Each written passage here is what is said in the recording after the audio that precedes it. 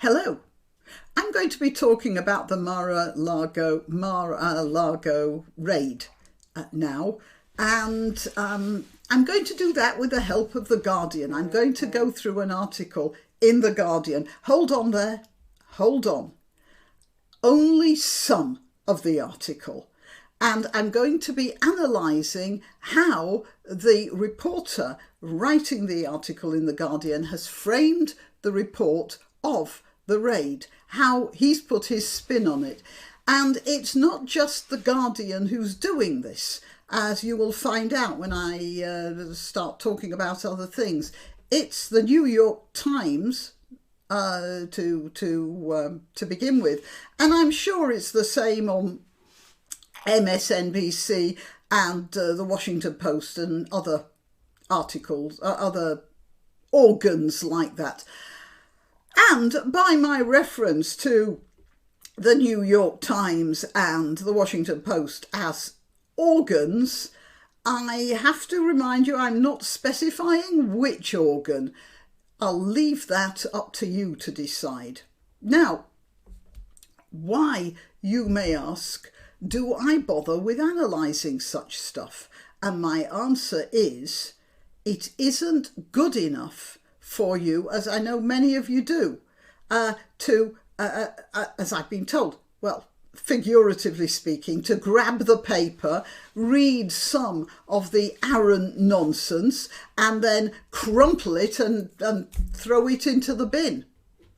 Because when your kids, those guys you spent a fortune on having their buck teeth fixed, when your kids tell you that your problem is that you're too old and stupid to see the intellectual brilliance in that usually grandiloquent collation of overblown sophistry, as I said, when your kids tell you you can't understand it, you'll have some answers.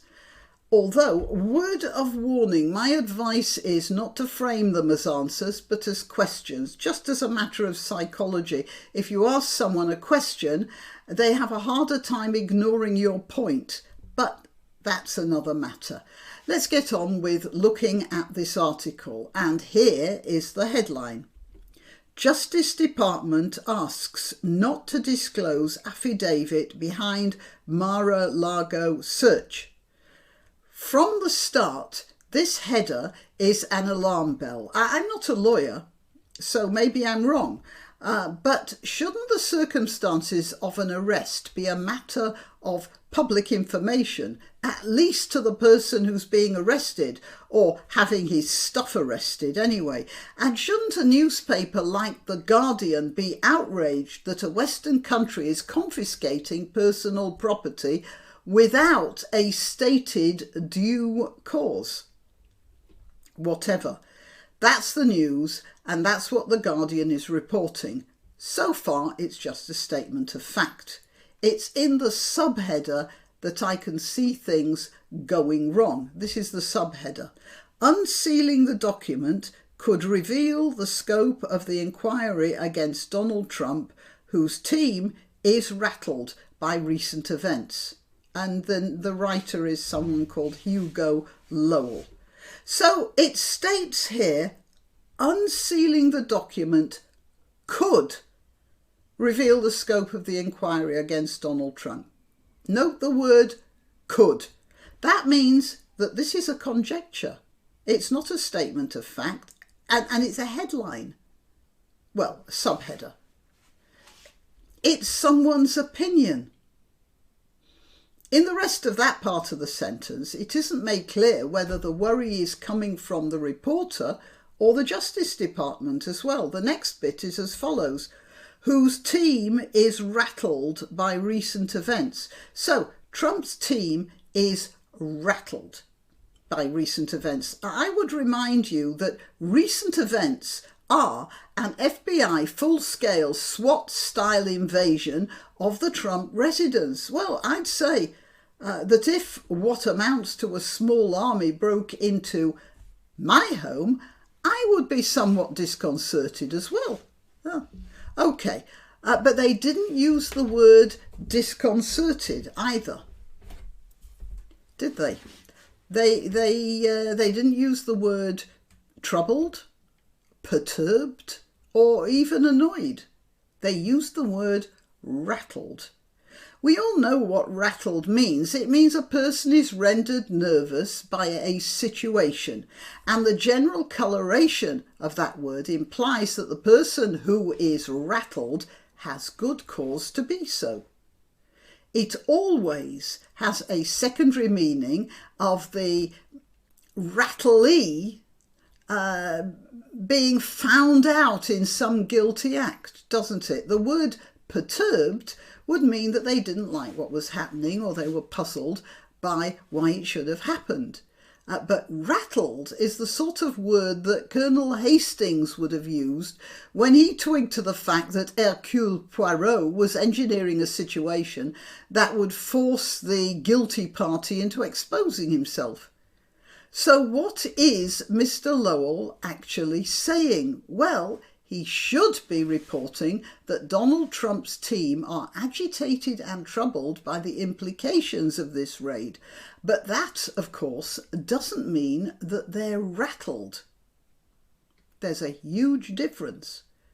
It says here, the US Department of Justice has asked a judge not to release the affidavit that gave the FBI probable cause to search Donald Trump's Mar-a-Lago resort, worsening distrust among top Trump aides, casting about for any insight into the intensifying criminal investigation surrounding the former president. So, the intensive criminal investigation. We still don't really know what crimes the former president might have committed.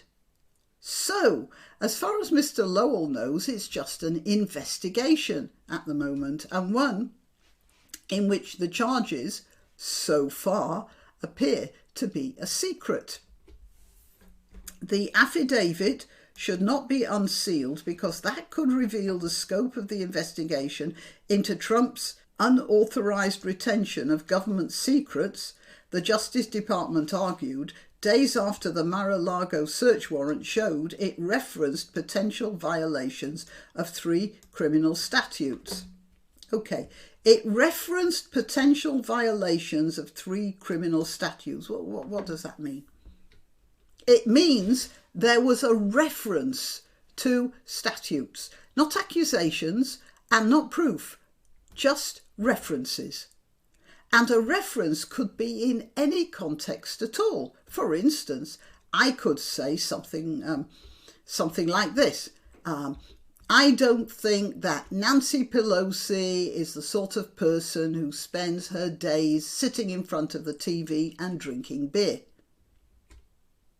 And that's me referencing beer in connection with Nancy Pelosi.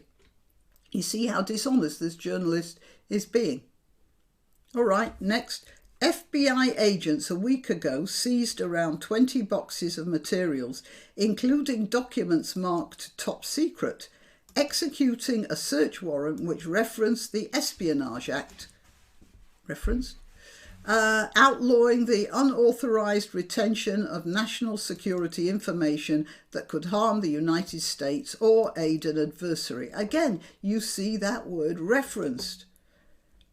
The search warrant referenced the Espionage Act. I hope I don't have to go through how empty of meaning that is in this context.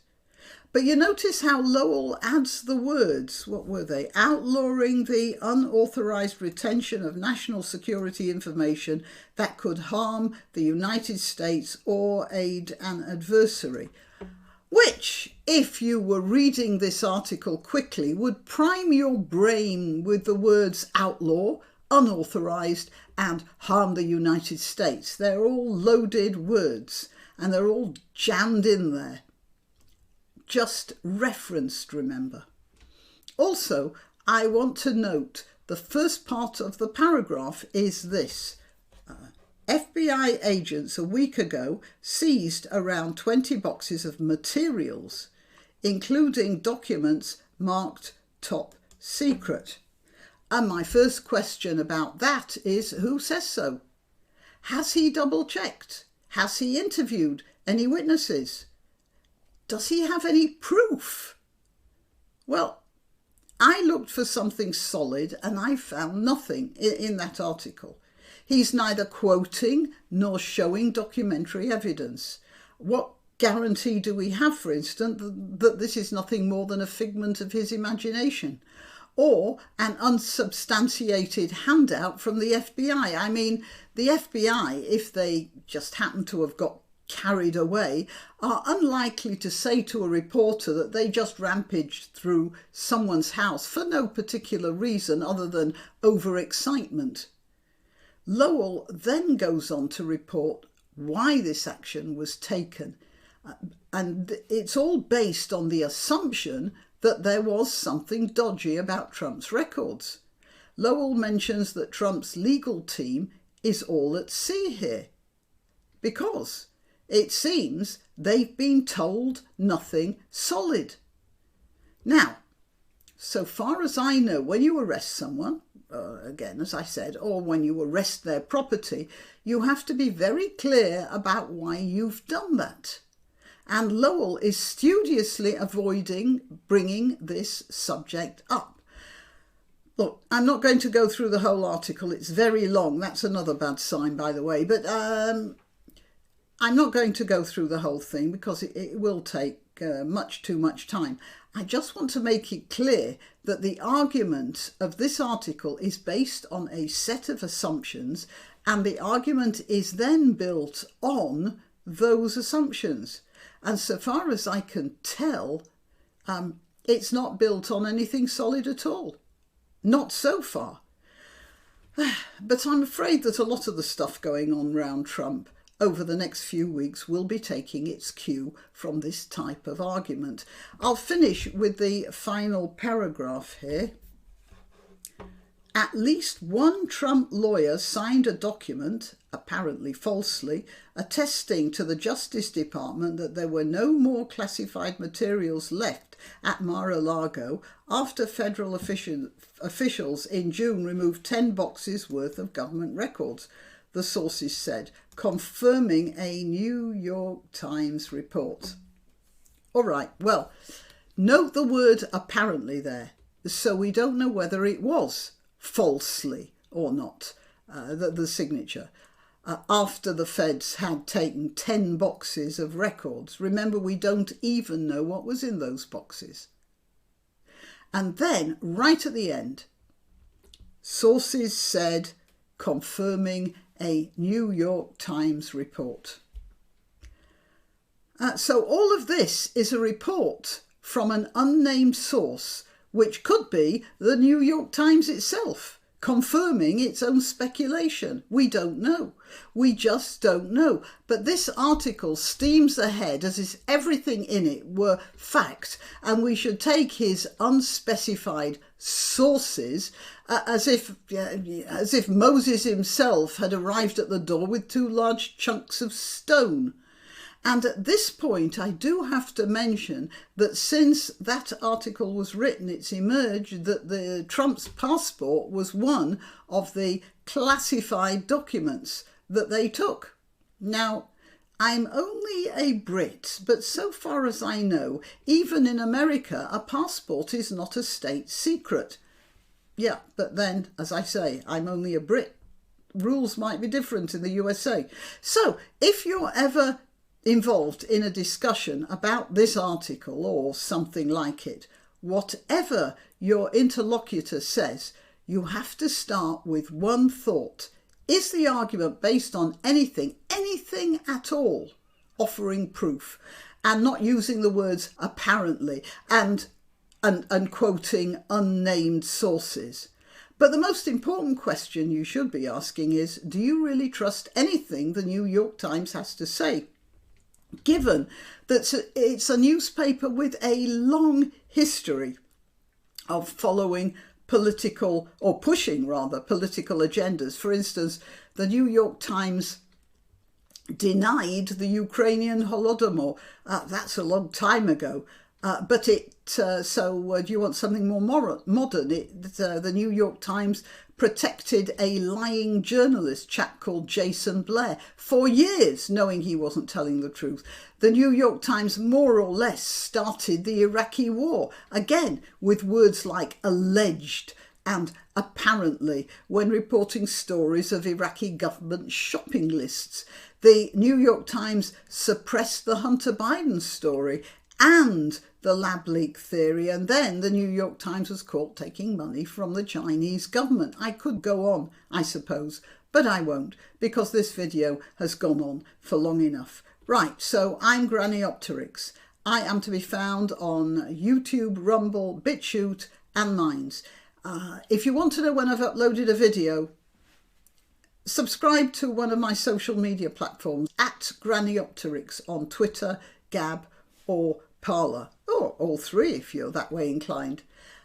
Please like the video, click like, click subscribe.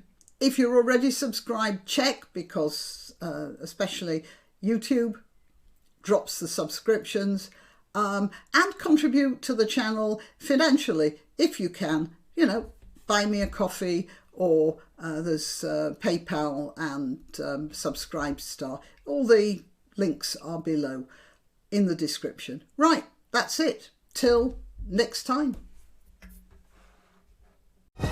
Why not treat yourself or a favoured relative or friend to these magnificent examples of merch?